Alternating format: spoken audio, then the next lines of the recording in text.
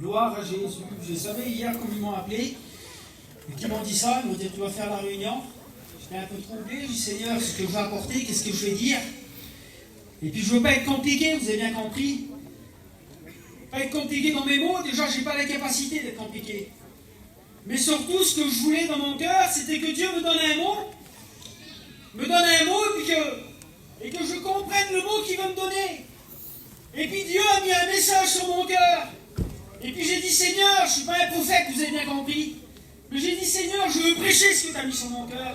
Je veux le prêcher de tout mon cœur. Et puis je regardais cette parole de Dieu qui est si précieuse. Et puis je vois que Dieu va parler à un peuple. Dieu va parler d'un peuple et puis il va s'adresser de cette façon-là. Il va parler de ce peuple-là. Imaginez-vous lorsque Dieu parle d'un peuple.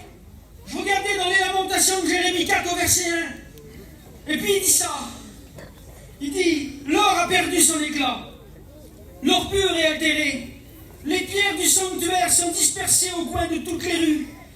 Et il dit ça, les nobles fils de Sion, estimés à l'égal de l'or pur, sont regardés, hélas, comme des vases de terre, l'ouvrage des mains d'un potier. Et puis je regardais ça, puis ça m'étonnait un petit peu. Je vois un peu plus loin, il dit ça sur eux, il dit ces princes étaient plus éclatants que la neige, plus blonds que le lait. Ils avaient le teint plus vermeil que le corail. Leur figure était comme le saphir. Puis là, il y a un petit point qui stoppe la conversation. Il dit leur aspect maintenant est plus sombre que la couleur noire. On ne les reconnaît plus dans les rues. Puis quand je vois ce passage-là, ça m'étonne. Ça m'étonne et je veux comprendre pourquoi on a des valeurs aussi importantes. Il ne parle pas d'une beauté physique. Il ne parle pas d'une beauté d'un homme là. Il parle des valeurs de personnes qui sont là. Il parle de valeurs et puis il dit ça, il dit leur aspect maintenant est plus sombre que la couleur noire. Il dit ces princes étaient plus blancs que la neige. Et puis j'ai voulu savoir, j'ai voulu comprendre. Mais je me suis dit Seigneur, comment on peut avoir des qualités comme ça? Comment on peut être à un niveau aussi élevé? Et puis qu'ensuite on puisse ressembler à la couleur noire. Et que les gens ne nous reconnaissent plus dans les rues. Et puis j'ai commencé à regarder, et puis je me suis renseigné. Et puis là je m'aperçois qu'à ce moment-là, la ville de Jérusalem, le peuple de Jérusalem, un peuple béni, va entrer en guerre contre un ennemi. Et puis l'ennemi va arriver aux portes de Jérusalem. Et puis les portes de Jérusalem vont se fermer, des grandes murailles imprenables. Et puis là la Bible dit que l'ennemi va commencer à assiéger Jérusalem. Puis je regardais ça, puis j'ai voulu savoir assiéger, je me suis renseigné. C'est une tactique militaire. Une armée plus puissante que l'autre vient, puis elle entoure la ville. Et elle attend. Tout simplement, elle attend.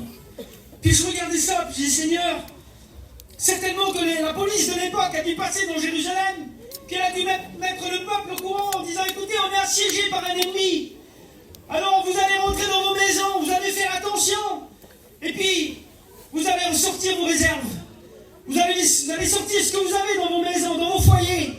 Puis là, j'imaginais les petits foyers de Jérusalem, rentrer vers eux, ouvrir les petites armoires, et puis ils commençaient à sortir la farine, le blé, ils commençaient à sortir le pain qu'ils avaient, ils commençaient à sortir l'huile qu'ils avaient. Et puis le peuple passait, et puis ils disaient, écoutez, plus rien ne peut rentrer dans Jérusalem. Et plus rien ne peut en sortir. Et puis là, j'ai fait le rapprochement, puis je me suis dit, Seigneur, plus rien entre dans Jérusalem. Plus rien en sort. Et je me disais, plus d'huile fraîche, plus de pain frais, plus d'eau fraîche qui rentre dans Jérusalem. Et puis là, les foyers ont commencé à puiser dans leurs réserves. Et qui dit réserve, dit épuisement des réserves. Et puis là, les petits foyers devaient regarder. Et puis ils regardaient, puis ils devaient dire, regarde, il nous manque du pain, on n'a plus de pain. On n'a plus de blé, on n'a plus de farine. On n'a plus d'huile. Et à partir de ce moment-là, c'était des valeurs de l'époque, l'huile.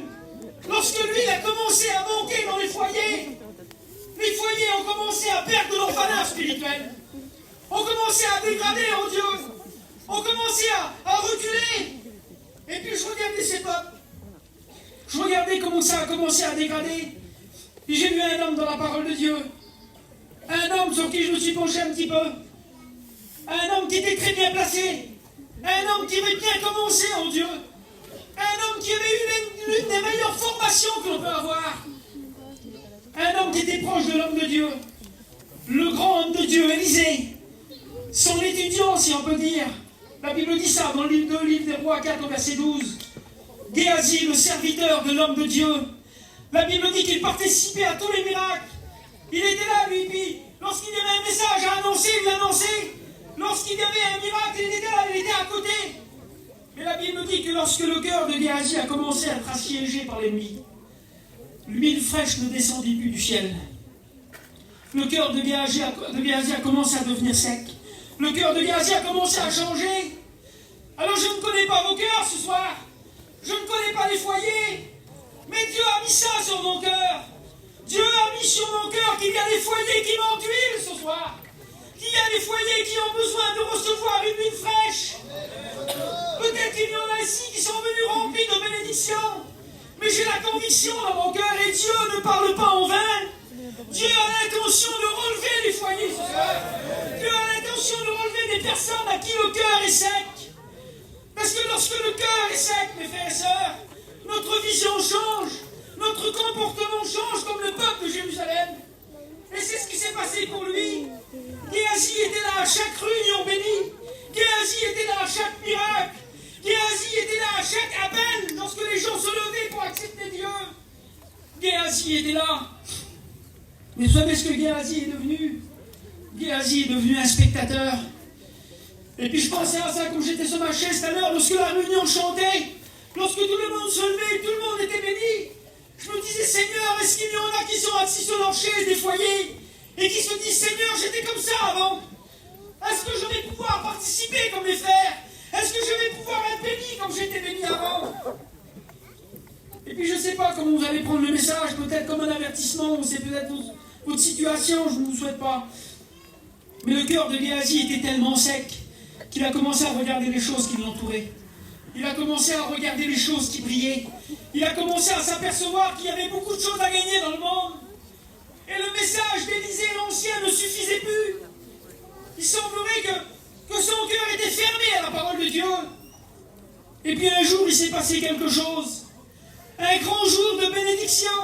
Un jour qui a bouleversé toute une région entière, la Syrie. Un homme que l'on appelle Naaman, qui était atteint de la lèpre, est venu se présenter devant le grand prophète Élisée. Et la Bible dit que encore Géasi était là. Géasi a même été le messager ce jour-là. La Bible dit que Élisée, son ancien, est venu vers lui, puis il a dit, Géasi, écoute, tu vas aller voir l'homme qui est là, c'est un homme important. Tu vas lui dire qu'il va se tremper 7 fois dans le Jourdain. Et puis, qu'il va guérir. Alors, je ne sais pas si vous vous rendez compte. Les serviteurs savent de ce que je parle. Lorsqu'on reçoit un message, et qu'on le prêche, et que ça marche, que la personne est bénie. Seigneur, quelle joie qu'il y a dans nos cœurs. Quelle force qui rentre dans nos cœurs lorsque l'on vit ça. Et c'est ce qui va vivre Géasi à ce moment-là. Parce que la Bible dit qu'il va annoncer le message à Naaman. Naaman va faire ce qu'il a à faire et Naaman va guérir, la Bible dit. Mais Géasi n'avait pas regardé ce qui se passait. Pourtant, un grand miracle s'était passé devant lui. Puis mes frères et sœurs, j'aimerais vous dire que notre mission aujourd'hui, c'est un grand miracle. Tout ce qui se passe aujourd'hui, c'est un grand miracle. Imaginez-vous, regardez autour de vous. La grâce de Dieu, les frères qui est autour de nous, les messagers. C'est un grand miracle. Il y a le moyen d'être béni dans cette semaine encore.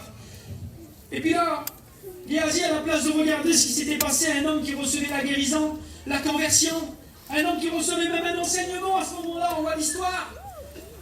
La Bible dit que Géasi ne regarde pas tout ça. Il va se tourner là-bas, puis il va regarder qu'est-ce qui brille. Il va s'apercevoir que Naaman est venu avec de l'or, avec de l'argent. Il est venu avec des vêtements. Et puis, quand on voit l'histoire, la Bible dit que Naaman va prendre sa route pour repartir. Et lorsqu'il va prendre la route pour repartir, parce que j'aimerais vous dire, les conséquences d'un cœur qui est sec, mes frères et sœurs, tôt ou tard, on passe à l'acte. Tôt ou tard, on trébuche. Tôt ou tard, on tombe. Oui, c'est un danger pour notre âme. On ne peut pas rester et vivre une vie chrétienne comme ça. On ne peut pas rester une vie chrétienne sec, sans l'huile qui vient du ciel. Et c'est ce qui s'est passé pour lui. La Bible dit qu'il a commencé à courir, Géasi. Géasi a commencé à courir derrière les choses qu'il aimait, derrière les choses qu'il convoitait, derrière les choses qu'il voulait posséder. La Bible dit qu'il a fait freiner Naaman. Et puis vous savez ce qu'il a fait, Géasi? C'est pas contenté de demander, parce que mes frères, lorsque le cœur est sec, alors on passe à l'acte et puis on se permet des choses.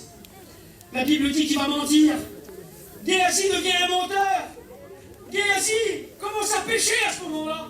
Il va dire que les fils de prophètes sont venus, ils n'ont rien. Est-ce que tu peux leur donner un peu de vêtements, un peu d'argent?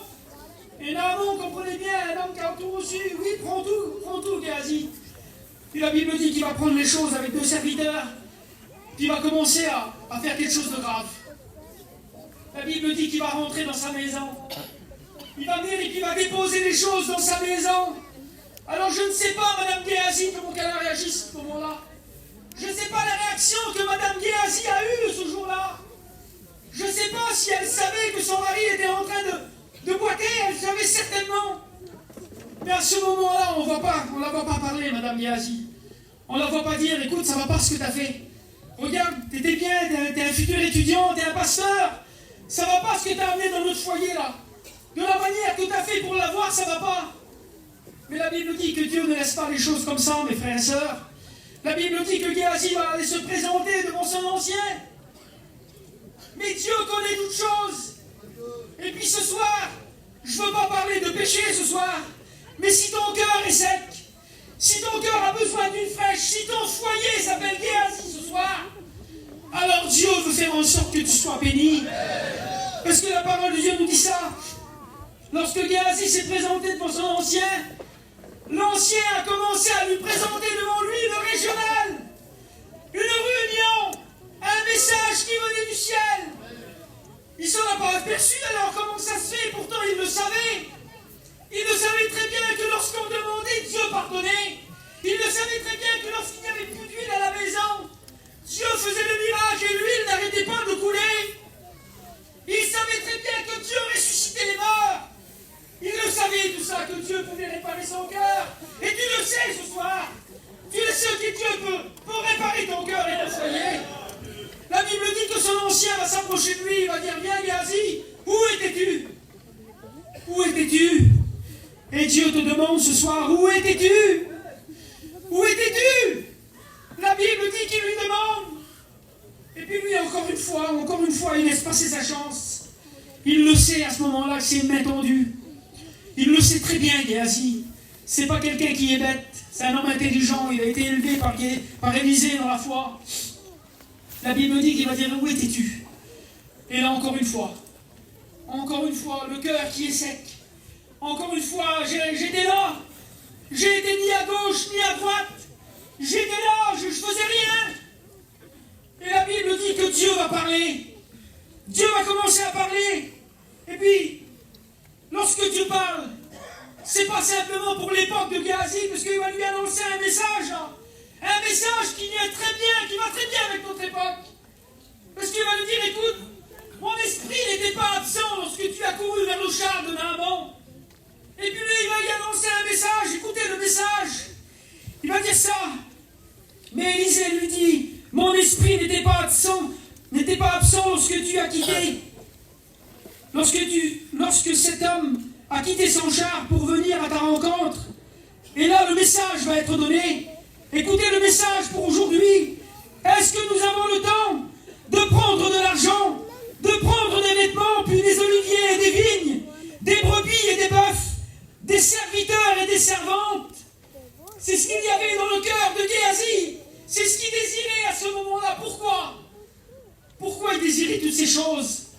Parce que son cœur était sec. Son cœur avait besoin de quelque chose qui ne venait pas de la terre. Et c'est peut-être que ton foyer a besoin ce soir. Puis je regardais l'histoire, puis je me disais, Seigneur, quelle tristesse. Quelle tristesse cette histoire-là. Parce que l'histoire, elle finit comme ça. Élisée dit sur Géasi, la lèpre de Naaman s'attachera à ta peau, sur toi et sur ta postérité, imaginez-vous. Puis je regardais ça, puis je disais, Seigneur, c'est pas vrai, comment là? Comment alors? C'est pas obligé que ça termine bien. C'est pas obligé que ça se finisse bien alors les frères. Ça finit pas toujours bien alors un chrétien qui a le cœur sec. Non mes frères, il y a des conséquences. Et puis je veux avertir mon peuple. Je veux avertir les chrétiens et les foyers à qui le diable a voulu faire du mal. Oui mes frères et sœurs, il n'y a pas de titre ce soir. Dieu a mis ça sur mon cœur. Dieu veut parler à toutes les catégories ce soir. Et puis je regardais ça. Je disais, Seigneur, comment faire alors? Comment faire, Baron Bénéval? Oui, il y a une solution. Quelle est la solution? Il y a une solution, mes frères, ce soir, et elle se trouve dans Ésaïe 32, au verset 15.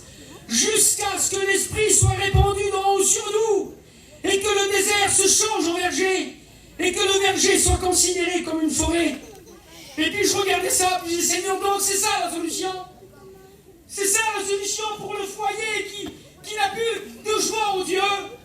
Pour le foyer qui est venu à la régionale et qui se dit, moi, je vais être un spectateur dans la réunion. Je ne vais pas participer aux bénédictions. Dieu veut te faire participer aux bénédictions. Et puis je regardais la parole de Dieu. Et puis je disais, Seigneur, comment le peuple alors s'en est sorti de Jérémie? Dans le livre de Lamentation de Jérémie, comment il a fait pour s'en sortir? Avec la décadence qu'il a vécue, tout simplement, écoutez le verset. Lamentation de Jérémie 5 au verset 21. Fais-nous revenir à toi, ô Éternel, et nous reviendrons. Comment alors? C'est aussi simple que ça? Oui, c'est aussi simple que ça.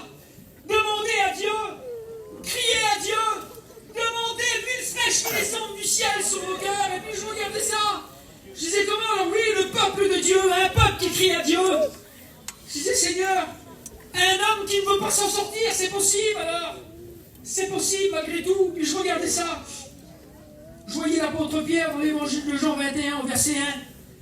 Comment alors? Il semblerait que tu parles des pasteurs ce soir. Tu parles des pasteurs, pourquoi? Pourquoi? Parce que je vous ai parlé au plus haut. On va dire même les frères peuvent être attaqués. Même les pasteurs, même les foyers des pasteurs vont être découragés ce soir. Les foyers des chrétiens peuvent être découragés par l'ennemi. Imaginez-vous que l'ennemi, le diable, la première personne qui a commencé à décourager dans la Bible, c'était le premier foyer sur terre. Oui, mes frères, il y a un ennemi qui a de l'audace. Je voyais l'apôtre Pierre, lorsque Jésus est mort sur cette croix, qu'il est ressuscité. Et puis en faisant la lecture, on s'aperçoit que son cœur à lui va être assiégé, il est rempli de découragement. Puis il va retourner un petit peu à ses anciens engagements. Il regarde ses petits copains, puis il dit, moi je vais pêcher les frères. Je reprends ma barque et je repars.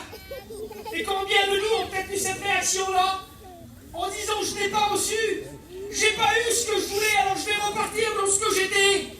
Un petit chrétien qui ne reçoit pas grand-chose. Mais ce soir, Jésus a l'intention de te bénir. La Bible nous dit que lorsque Pierre était sur sa barque, la Bible dit qu'une voix va se faire entendre loin. Puis je regardais ça pour des pécheurs. Il va dire sur un petit enfant. Puis je disais ça, je disais, Seigneur, c'était quand même des hommes. C'est pas rien de quelle façon Jésus leur parle. Je voyais ça un petit peu vexant, moi. Comme si je regardais sur tous les anciens qui sont là. Je veux dire les enfants. Imaginez-vous un petit peu, je me fais tuer. Je dirais les enfants sur eux. Et en plus de ça, je dirais sur eux, vous faites pas comme il faut là. Ça va pas, votre manière de pêcher, elle est pas bonne. Jette le filet du côté droit. Et puis tout le monde le sait qu'à cette époque-là, ça ne se faisait pas, le filet se jetait du côté gauche. Et puis un ancien était sur le lac de Tibériade un jour. Il avait fait un voyage en Israël, et puis il a vu les pêcheurs jeter les filets. Il a demandé au guide, il a dit, demande aux pêcheurs de jeter le filet du côté droit. Puis la dame, elle l'a regardé, puis elle a rigolé, elle a dit, mais non, elle dit, excuse-moi, je ne peux pas leur demander ça. Elle dit, pourquoi tu ne peux pas leur demander? Il dit, parce que ça se fait pas. Ça se fait pas de jeter le filet du côté droit, ça jette du filet gauche. Il dit, fais-le quand même, s'il te plaît, pour moi. Puis la dame, elle a dit, messieurs, il y a un touriste qui est là. Il voudrait que vous jetez le filet du côté droit. Et les pêcheurs se sont regardés entre eux, puis ils ont rigolé sur lui. Ils ont dit, mais non, monsieur, ça se fait pas ce que vous demandez là. Et j'imaginais un petit peu, moi, après la réaction de Pierre sur le bateau. Parce qu'à ce moment-là, ils ne reconnaissent pas que c'est Jésus. Comme toi, peut-être, tu ne reconnais pas la voix de Jésus ce soir. Qui te dit, écoute, tu peux t'en sortir. Tu peux être béni. Tu peux revenir comme autrefois. C'est pas fini pour toi, c'est pas fini. L'onction de Dieu ne demande qu'à descendre sur ton foyer. Et là, la voix de Jésus se fait retentir. Il dit, petit enfant, jette ton filet du côté droit. Et puis là, elle le regarde, et puis je sais pas, mais elle est longue foi. Et il dit, j'ai rien pris. J'ai pêché toute la nuit, j'ai rien pris comme toi ce soir. T'as pêché toute la nuit, t'as essayé, mais t'as pas arrivé. Mais je dis avec une conviction ce soir, Jésus veut te donner maintenant. Jésus a l'intention de rendre Et la pierre va jeter le filet. La Bible dit, vous connaissez l'histoire, que le filet va être rempli de poissons. Et à ce moment-là, son copain qui est à côté de lui, Jean, va dire, Pierre, c'est le Seigneur qui est en train de nous parler. C'est le Seigneur qui est en train de s'adresser à nous. Et à ce moment-là, lorsqu'il écoute ça, lui, écoutez, lorsqu'il écoute ce message de la part de son frère, il n'y a pas d'onction qui descend sur lui à ce moment-là. Mais il écoute le message de son frère. Je veux aider un frère pour vous, en vous disant, c'est Jésus qui vous parle. C'est Jésus qui s'adresse à vous en te disant, Pierre, reprends ta place. Pierre, tu as besoin d'être établi. À ce moment-là, Pierre se lève. En écoutant le message, il remet son vêtement parce qu'il ne correspondait plus, Pierre, à ce moment-là. Son vêtement ne correspondait plus. Pierre se lève, Pierre se jette dans l'eau et Pierre va à la rencontre de Jésus. Et là, Jésus va commencer à bénir Pierre. Jésus va commencer à bénir les disciples. Et puis je regardais ça. Et puis je dis, Seigneur, ça revient encore à là. Pierre a écouté le message. Pierre a reçu le message. Mais vous savez à partir de quel moment il est devenu Pierre? L'apôtre Pierre que l'on connaît dans la parole de Dieu. C'est lorsqu'il a été encouragé par le message et qu'il s'est retrouvé quelques jours après dans la chambre haute. Et qu'il a vécu le verset de la parole de Dieu, Ésaïe 32 au verset 11. Jusqu'à ce que l'Esprit soit répandu d'en haut. Et qu'elle descende sur nous. C'est à partir de ce moment-là que Pierre est sorti, qu'il a commencé à prêcher avec l'onction de Dieu. Alors j'aimerais te dire, tu as besoin que l'onction descende sur ton foyer. Alors je voudrais qu'on coupe les fronts, mes frères et sœurs. Je voudrais qu'on prie Jésus dans cette soirée. Je voudrais te le demander avec une conviction qui est forte. Si l'ennemi a fait du mal à ton foyer, si l'ennemi t'a assiégé, si l'ennemi t'a emmené jusqu'ici et puis peut-être tu n'as pas compris, crois le message à un frère. Jésus t'appelle. Et je voudrais faire cet appel dans cette soirée.